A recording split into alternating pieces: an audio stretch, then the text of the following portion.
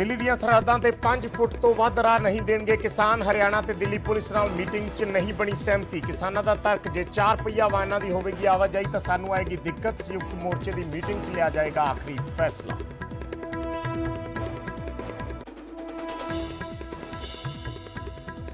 ਪੰਜਾਬੀਆਂ ਨੂੰ ਮਹਿੰਗੀ ਬਿਜਲੀ ਤੋਂ ਮਿਲ ਸਕਦੀ ਹੈ ਰਾਹਤ। ਸੀਐਮ ਦੇ ਹੁਕਮਾਂ ਤੇ पावरकॉम ने 500 मेगावाट सोलर ऊर्जा रही कड्डे टेंडर। ₹2.33 प्रति यूनिट की रिकॉर्ड कीमत की हुई पेशकश।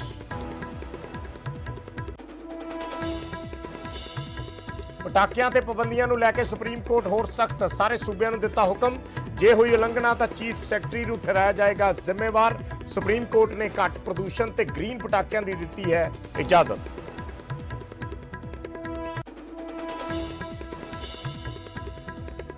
बठिंडा पहुंचे अरविंद केजरीवाल का व्यापारियों को भरोसा। सरकार बनी तो 1 अप्रैल तो डरन की लोड़ नहीं। सुरक्षा की असीं लवांगे पूरी जिम्मेवारी।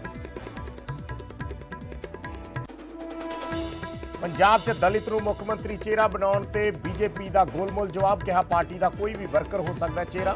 पहला दलित नूं सीएम बनाउण दा भरिया सी दम।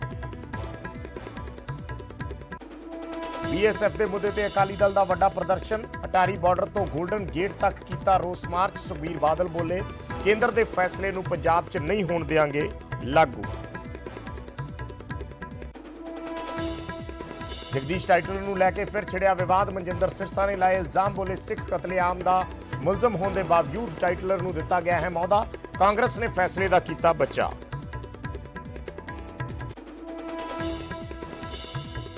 फिरोजपुर च नाबालग लड़के की जहर खान नाल हुई मौत। पीड़ित परिवार ने लड़की के परिवार से लाया धक्के नाल जहर देके मारन का इल्जाम। दिवाली ते मिलेगा जियो फोन नेक्स्ट। ₹6500 के फोन लिए ₹1999 की करनी होगी डाउन पेमेंट। आधुनिक तकनीक नाल लैस है जियो का नवा फोन।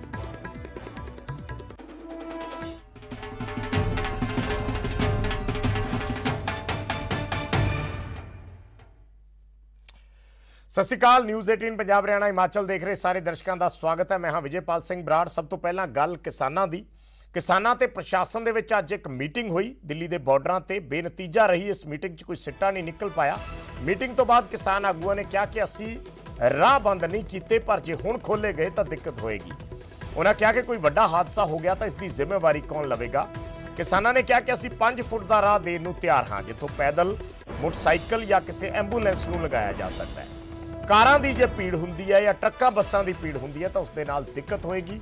कल दोबारा मीटिंग होनी है प्रशासन ते किसानां दे विचकार और कोशिश है कि एक रस्ता खोलण नूं लैके आम सहमति बनाई जा सके। प्रशासन दिल्ली प्रशासन और हरियाणा प्रशासन उन्होंने दोनों के बखरे बखरे स्टैंड है। हमारा बखरा स्टैंड है। तो उन्होंने रास्ता खोलने की बात की तो हमने बताया कि जो पैदल लोग आते हैं मोटरसाइकिल वाले हैं स्कूटर वाले हैं उनको 5 फुट का रास्ता सवेरे 10 बजे खोल देते हैं। कोई प्रॉब्लम नहीं है। अगर जोड़े कमर्शियल व्हीकल है अगर वो आएंगे बसां आएंगी दगड़ दगड़ आएंगे तो जो धरने वाले लोग बैठे हैं जिमें कल घटना वापरी है ऐसी घटना फिर वापर जाती है। 1 कुल्ली दरड़ी 2 कुल्ली दरड़ी 10 कुल्ली दरड़ी वो कितना नुकसान होगा उनका जिम्मेवार कौन होगा। 5 फुट का खोलना ना खोलना तो उसमें तो लोग साइड से तो जा ही रहे हैं पैदल वैदल तब। लेकिन बात यह है कि जो नॉन कमर्शियल व्हीकल की बात आती है जहाँ अधिकतर लोग हैं अपने लाखों की संख्या में लोग आते हैं जाते हैं तो कार वाले अधिक उनमें संख्या है तो वो अपना उसके खोलने ना खोलने कोई फायदा नहीं उसका। ते खबर मानसा तो है। मानसा के पिंड खीवा दयालू दे विच अज मातम छा गया। 3 किसान महिलावां दे अज अंतिम संस्कार होए जिन्हां दी दिल्ली बॉर्डर ते जिन्हां दा एक्सीडेंट दे विच जिन्हां दी जान चली गई सी। अंतिम संस्कार दे विच कई किसान लीडर पहुंचे। टिकरी बॉर्डर ते ये दरअसल घटना वापरी सी। एक टिप्पर जिहड़ा है वो सड़क ते महिलावां फुटपाथ ते बैठियां सी उन्हां ते सीधा आके उत्ते चढ़ गया। उन्हां महिलावां नूं दरड़ दिता ते उन्हां दी मौके ते मौत हो गई। अज उन्हां दा अंतिम संस्कार किया गया। बड़ी दुखदाई घटना है। मोर्चे नूं भी परिवारां नूं भी रिश्तेदारां नूं भी एक बहुत वड्डा घाटा हैगा। ते जिहड़ा घाटा जथेबंदियां नूं संयुक्त मोर्चे नूं एक साडा 3 इकट्ठे वर्करां ने सानूं विछोड़ा दे जाना। वर्कर पहला मसा तैयार हुंदा हैगा ਤੇ ਫਿਰ ਉਹ ਲੀਡਰ ਬਣਦਾ ਹੈਗਾ, ਫਿਰ ਲੋਕਾਂ ਦੀ ਅਗਵਾਈ ਕਰਦਾ ਹੈ। ਜੇ ਸਾਡਾ ਵਰਕਰ ਸਾਨੂੰ ਵਿਛੋੜਾ ਦੇ ਜੋ ਵੱਡਾ ਦੁੱਖ ਹੁੰਦਾ ਹੈਗਾ। 700 ਸ਼ਹੀਦੀਆਂ ਹੁਣ ਤੋਂ ਪਹਿਲਾਂ ਹੋ ਚੁੱਕੀਆਂ ਨੇ, ਪਰ ਇਸ ਸਰਕਾਰ ਦਾ ਦਿਲ ਨਹੀਂ ਪਸੀਜਿਆ। ਕਈ ਕੁਦਰਤੀ ਮੌਤ ਮਰੇ ਨੇ, ਕਿਸੇ ਨੂੰ ਅਟੈਕ ਹੋਇਆ, ਠੰਡ ਨਾਲ ਕੋਈ ਮਰਿਆ ਹੈ, ਤੇ ਕਈਆਂ ਨੂੰ ਮਾਰ ਦਿੱਤਾ ਗਿਆ, ਕਈ ਸੁਸਾਈਡ ਕਰ ਗਏ ਨੇ। ਪਰ ਉਸ ਤੋਂ ਬਾਵਜੂਦ ਵੀ 700 ਸ਼ਹੀਦੀਆਂ ਦੇ ਬਾਵਜੂਦ ਵੀ ਅੱਜ ਤੱਕ ਇਸ ਸਰਕਾਰ ਦਾ ਦਿਲ ਨਹੀਂ ਪਸੀਜਿਆ ਤੇ ਉੱਥੇ ਦੀ ਉੱਥੇ ਖੜੀ ਹੈ। ਪਰ ਕੁਰਬਾਨੀਆਂ ਕਿੰਨੀਆਂ ਵੀ ਦੇਣੀਆਂ ਪੈ ਜਾਣ ਤੇ ਜਦੋਂ ਤੱਕ ਅੰਦੋਲਨ ਜਿੱਤਦੇ ਨਹੀਂ ਉਦੋਂ ਤੱਕ ਵਾਪਸ ਨਹੀਂ ਆਵਾਂਗੇ। ਨਾ ਸ਼ਹੀਦਾਂ ਦੀ ਜਿਹੜੀ ਸ਼ਹੀਦੀ ਹੈ, ਕੁਰਬਾਨੀ ਹੈ, ਉਹ ਖਾਲੀ ਨਹੀਂ ਜਾਏਗੀ। ਤੇ ਪਾਵਰਕਾਮ ਨਾਲ ਜੁੜੀ ਖਬਰ ਹੈ। ਪਾਵਰਕਾਮ ਵੱਲੋਂ ਹੁਣ ਪੰਜਾਬੀਆਂ ਨੂੰ ਸਸਤੀ ਬਿਜਲੀ ਦੇਣ ਦੀ ਕੋਸ਼ਿਸ਼ ਕੀਤੀ ਜਾ ਰਹੀ ਹੈ। ਪਾਵਰਕਾਮ ਵੱਲੋਂ ਸੋਲਰ ਪਾਵਰ ਲਈ 2 ਟੈਂਡਰ ਜਾਰੀ ਕੀਤੇ ਗਏ ਨੇ। 500 ਮੈਗਾਵਾਟ ਸੂਰਜੀ ਊਰਜਾ ਦੇ ਖਰੀਦ ਦੇ ਲਈ ਇਹ ਟੈਂਡਰ ਨੇ। ਦਰਅਸਲ ਮੁੱਖ ਮੰਤਰੀ ਚਰਨਜੀਤ ਚੰਨੀ ਨੇ ਪਾਵਰਕਾਮ ਨੂੰ ਇਹ ਨਿਰਦੇਸ਼ ਦਿੱਤੇ ਨੇ ਕਿ ਸਸਤੀ ਬਿਜਲੀ ਖਰੀਦ ਕੇ ਲੋਕਾਂ ਨੂੰ ਸਸਤੇ ਭਾਅ ਦਿੱਤੀ ਜਾਵੇ। ਤੇ ਪਾਵਰਕਾਮ ਦਾ ਹੁਣ ਕਹਿਣਾ ਹੈ कि 2 रुपये 33 पैसे प्रति यूनिट की कीमत की उन्होंने पेशकश आई है। 2 रुपये 33 पैसे प्रति यूनिट की रिकॉर्ड घट कीमत है, जिसते 250 मैगावाट सोलर पावर की ये रिक्वेस्ट आई है। सो सूबे च वध रही बिजली की मंग की पूर्ति लई योजना ये बनाई गई है। पंजाब राज बिजली निगम लिमिटेड के चेयरमैन मैनेजिंग डायरैक्टर ए वेणु प्रसाद वालों ये जानकारी साझी की गई है।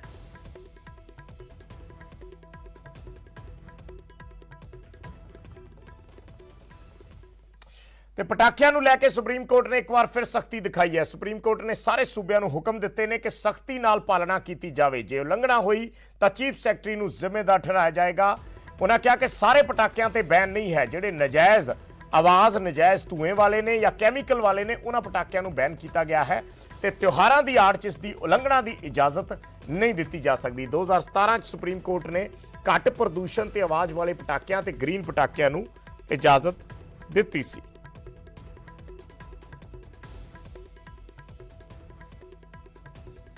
ਤੇ ਅਰਵਿੰਦ ਕੇਜਰੀਵਾਲ ਦੇ ਪੰਜਾਬ ਦੌਰੇ ਦਾ ਜ਼ਿਕਰ ਕਰ ਲੈਂਦੇ ਆ। ਅੱਜ ਬਠਿੰਡਾ 'ਚ ਅਰਵਿੰਦ ਕੇਜਰੀਵਾਲ ਸਨ। ਉਹਨਾਂ ਨੇ ਇਸ ਮੌਕੇ ਵਪਾਰੀਆਂ ਨੂੰ ਭਰੋਸਾ ਦਿੱਤਾ ਕਿ 1 ਅਪ੍ਰੈਲ ਤੋਂ ਉਹਨਾਂ ਨੂੰ ਡਰਨ ਦੀ ਲੋੜ ਨਹੀਂ। 1 ਅਪ੍ਰੈਲ ਇਸ ਲਈ ਕਿਉਂਕਿ ਫਰਵਰੀ 'ਚ ਵੋਟਾਂ ਪੈਂਦੀਆਂ, ਮਾਰਚ 'ਚ ਨਵੀਂ ਸਰਕਾਰ ਹੋਣ ਦੇ ਵਿੱਚ ਆ ਜਾਂਦੀ ਹੈ। ਇਸ ਕਰਕੇ ਕੇਜਰੀਵਾਲ 1 ਅਪ੍ਰੈਲ ਦਾ ਭਰੋਸਾ ਦੇ ਰਹੇ ਨੇ। ਯਾਨੀ ਉਹਨਾਂ ਦਾ ਕਹਿਣਾ ਹੈ ਕਿ ਆਮ ਆਦਮੀ ਪਾਰਟੀ ਦੀ ਸਰਕਾਰ ਆਈ ਤਾਂ ਵਪਾਰੀਆਂ ਨੂੰ ਕੋਈ ਪਰੇਸ਼ਾਨੀ ਨਹੀਂ ਹੋਏਗੀ। ਅਸੀਂ ਸਰਕਾਰ ਬਣਦੇ ਹੀ ਇੰਸਪੈਕਟਰੀ ਰਾਜ ਖਤਮ ਕਰ ਦੇਵਾਂਗੇ ਔਰ ਪੰਜਾਬ ਦੇ ਵਿੱਚ ਗੁੰਡਾ ਟੈਕਸ ਦੀ ਵਸੂਲੀ ਵੀ ਬੰਦ होएगी। हमारी सरकार बनेगी, फरवरी में चुनाव है, मार्च में नतीजे आ जाएंगे। 1 अप्रैल के बाद हर व्यापारी की सुरक्षा हमारी जिम्मेदारी होगी।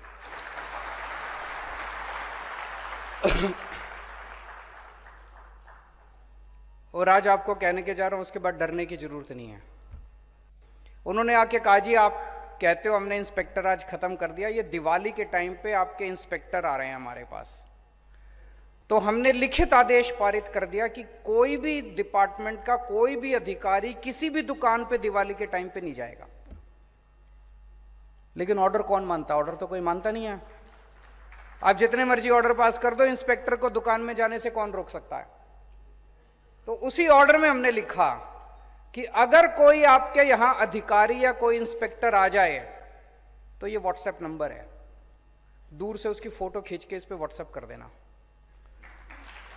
भाई साहब, उसके बाद इंस्पेक्टरों ने दिवाली लेना बंद कर दिया। फिर दिवाली जनता की होती थी, इंस्पेक्टर अपने घर पे दिवाली मनाता था, जनता अपने घर पे दिवाली मनाती थी। तो इंस्पेक्टर राज खत्म करना हमको आता है और इंस्पेक्टर राज खत्म करने की हमारी नीयत है, क्योंकि हमारी नीयत साफ है। अगर नीयत खराब हो तो अखबार में बड़े बड़े ऐड तो निकलते हैं, लेकिन इंस्पेक्टर राज खत्म नहीं होता। बातें बड़ी बड़ी होता नहीं है। ਤੇ ਅਰਵਿੰਦ ਕੇਜਰੀਵਾਲ ਨੇ ਅੱਜ ਬਠਿੰਡਾ ਫੇਰੀ ਦੌਰਾਨ ਖਜ਼ਾਨਾ ਮੰਤਰੀ ਮਨਪ੍ਰੀਤ ਬਾਦਲ ਦੇ ਰਿਸ਼ਤੇਦਾਰ ਜੈਜੀਤ ਸਿੰਘ ਜੌਹਲ ਤੇ ਵੱਡੇ ਇਲਜ਼ਾਮ ਲਾਏ। ਉਹਨਾਂ ਨੇ ਕਿਹਾ ਕਿ ਉਹਨਾਂ ਨੇ ਗੁੰਡਾ ਟੈਕਸ ਨਾਲ ਜੈਜੀਤ ਜੋਹਲ ਦਾ ਨਾਮ ਜੋੜ ਕੇ ਚੇਤਾਵਨੀ ਦਿੱਤੀ ਕਿ ਆਪ ਦੀ ਸਰਕਾਰ ਆਉਣ ਤੇ ਸਖਤ ਕਾਰਵਾਈ ਕੀਤੀ ਜਾਏਗੀ। ਉਧਰ ਜੈਜੀਤ ਜੋਹਲ ਨੇ ਵੀ ਕੇਜਰੀਵਾਲ ਖਿਲਾਫ ਮਾਨਹਾਨੀ ਦਾ ਕੇਸ ਕਰਨ ਦੀ ਗੱਲ ਕਹੀ ਹੈ।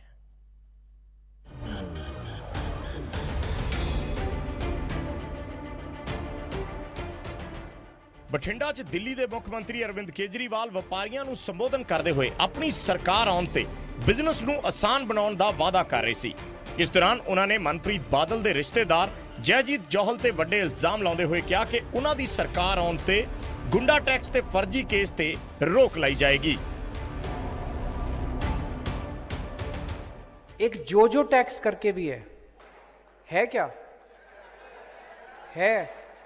और आज कह के जा रहा हूं यहां पे जो टैक्स बंद करेंगे, और उनको भी कह रहा हूं कि अभी बंद कर दो, ज्यादा अच्छा है। तो अमृतसर खड़े होके गल कही सी, मैं 15 दिन में मजीठा को अंदर दे दूंगा।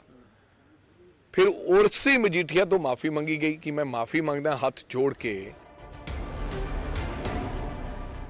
ਕੇਜਰੀਵਾਲ ਦੇ ਇਲਜ਼ਾਮਾਂ ਤੇ ਮਨਪ੍ਰੀਤ ਦੇ ਰਿਸ਼ਤੇਦਾਰ ਜੈਜੀਤ ਜੋਹਲ ਨੇ ਵੀ ਪਲਟਵਾਰ ਕਰਦੇ ਹੋਏ ਦਿੱਲੀ ਦੇ ਮੁੱਖ ਮੰਤਰੀ ਨੂੰ ਨਸੀਹਤ ਦੇਣ ਦੇ ਨਾਲ-ਨਾਲ ਮਾਨਹਾਨੀ ਦਾ ਕੇਸ ਦਰਜ ਕਰਾਉਣ ਦੀ ਵੀ ਚੇਤਾਵਨੀ ਦਿੱਤੀ।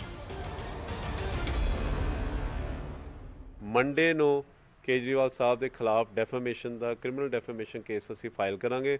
ਸੋ ਕੇਜਰੀਵਾਲ ਸਾਹਿਬ, ਤੁਸੀਂ ਪਹਿਲਾਂ ਤਾਂ ਮਾਫੀ ਮੰਗੀ ਸੀ ਇੱਕ ਰਿਸ਼ਤੇਦਾਰ ਤੋਂ, ਪਰ ਦੂਜਾ ਨਹੀਂ ਮਾਫੀ ਦਿੰਦਾ। ਇਸ ਤੋਂ ਪਹਿਲਾਂ 2017 ਦੀਆਂ ਵਿਧਾਨ ਸਭਾ ਚੋਣਾਂ ਵਿੱਚ ਅਰਵਿੰਦ ਕੇਜਰੀਵਾਲ ਨੇ ਸੁਖਬੀਰ ਬਾਦਲ ਦੇ ਰਿਸ਼ਤੇਦਾਰ ਬਿਕਰਮ ਮਜੀਠੀਆ ਤੇ ਵੀ ਡਰੱਗ ਰੈਕਟ ਚਲਾਉਣ ਦੇ ਇਲਜ਼ਾਮ ਲਾਏ ਸੀ। ਮਜੀਠੀਆ ਵੱਲੋਂ ਮਾਨਹਾਨੀ ਦਾ ਕੇਸ ਕਰਨ ਤੋਂ ਬਾਅਦ ਕੇਜਰੀਵਾਲ ਨੇ ਮਾਫੀ ਮੰਗੀ ਸੀ।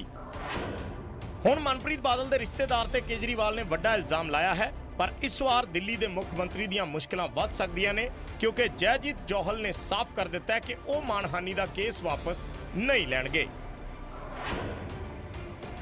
ਬਠਿੰਡਾ ਤੋਂ ਸੂਰਜਪਾਨ, ਨਿਊਜ਼ 18 ਪੰਜਾਬ। ਤੇ ਖਬਰ ਅੰਮ੍ਰਿਤਸਰ ਤੋਂ ਹੈ। ਅੰਮ੍ਰਿਤਸਰ 'ਚ ਅਕਾਲੀ ਦਲ ਦੀ ਅਗਵਾਈ 'ਚ ਵੱਡਾ ਰੋਸ ਮਾਰਚ ਕੱਢਿਆ ਗਿਆ। ਪੰਜਾਬ 'ਚ BSF ਦਾ ਦਾਇਰਾ ਵਧਾਉਣ ਦੇ ਕੇਂਦਰ ਦੇ ਫੈਸਲੇ ਦੇ ਖਿਲਾਫ ਅਕਾਲੀ ਦਲ ਅੱਜ ਸੜਕਾਂ ਤੇ ਉਤਰਿਆ। ਸੁਖਬੀਰ ਬਾਦਲ ਦੀ ਅਗਵਾਈ 'ਚ ਅਟਾਰੀ ਬਾਰਡਰ ਤੋਂ ਗੋਲਡਨ ਗੇਟ ਤੱਕ ਅਕਾਲੀ ਦਲ ਵੱਲੋਂ ਕੱਢੇ ਰੋਸ ਮਾਰਚ 'ਚ ਵੱਡੀ ਗਿਣਤੀ 'ਚ ਅਕਾਲੀ ਦਲ ਦੇ ਵਰਕਰ ਸ਼ਾਮਲ ਹੋਏ। ਸੁਖਬੀਰ ਨੇ ਕਿਹਾ ਕਿ ਪੰਜਾਬ 'ਚ BSF ਦੇ ਅਧਿਕਾਰ ਵਧਾਉਣਾ ਸੂਬੇ ਦੇ ਅਧਿਕਾਰਾਂ ਤੇ ਡਾਕਾ ਹੈ। ਅਕਾਲੀ ਦਲ ਫੈਡਰਲ ਸਿਸਟਮ ਦੀ ਮਜ਼ਬੂਤੀ ਲਈ ਇਹ ਲੜਾਈ ਪੂਰੀ ਤਾਕਤ ਨਾਲ ਲੜੇਗਾ ਤੇ ਜੇ ਪੰਜਾਬ 'ਚ ਅਕਾਲੀ ਦਲ ਦੀ ਸਰਕਾਰ ਬਣੀ ਤਾਂ ਕੇਂਦਰ ਦਾ ਇਹ ਫੈਸਲਾ ਸੂਬੇ 'ਚ ਲਾਗੂ ਨਹੀਂ ਹੋਏਗਾ। ਇਹ ਗੱਲਾਂ ਅੱਜ ਸੁਖਬੀਰ ਬਾਦਲ ਵੱਲੋਂ ਇਸ ਰੋਸ ਮਾਰਚ ਦੌਰਾਨ ਕਹੀਆਂ ਗਈਆਂ। ਪਰਮਾਤਮਾ ਮਿਹਰ ਕਰੇ ਸਰਕਾਰ ਬਣ ਜੇ, ਪੰਜਾਬ ਵਿੱਚ ਆ ਇੰਪਲੀਮੈਂਟ ਨਹੀਂ ਹੋਊਗਾ। ਅਸੀਂ ਚੰਨੀ ਵਾਂਗੂ ਨਹੀਂ ਜੋ ਪੰਜਾਬੀਆਂ ਦੇ ਪਿੱਠ ਤੇ ਸ਼ਿਰਾ ਮਾਰਦੇ ਆ। ਸ਼੍ਰੋਮਣੀ ਅਕਾਲੀ ਦਲ ਨੇ ਲਗਾਤਾਰ ਇੰਨੇ ਸਾਲ ਸੰਘਰਸ਼ ਕੀਤਾ ਟਰੂ ਫੈਡਰਲ ਸੈਟਅਪ ਵਾਸਤੇ, ਸਟੇਟਾਂ ਦੇ ਵੱਧ ਅਧਿਕਾਰ ਵਾਸਤੇ, ਜਿਹੜਾ ਹੌਲੀ ਹੌਲੀ ਦਿੱਲੀ ਦੀ ਸਰਕਾਰ ਖਤਮ ਕਰ ਰਹੀ ਹੈ। ਤੇ ਅਫਸੋਸ ਹੈ ਕਿ ਕਾਂਗਰਸ ਉਹਨਾਂ ਨਾਲ ਮਿਲ ਕੇ ਆ ਹਿੱਸਾ ਲੈ ਰਹੀ ਹੈ। ਨਾ ਚੰਨੀ ਪਲੱਸ ਕੈਪਟਨ ਇਹ ਰਲੇ ਆ।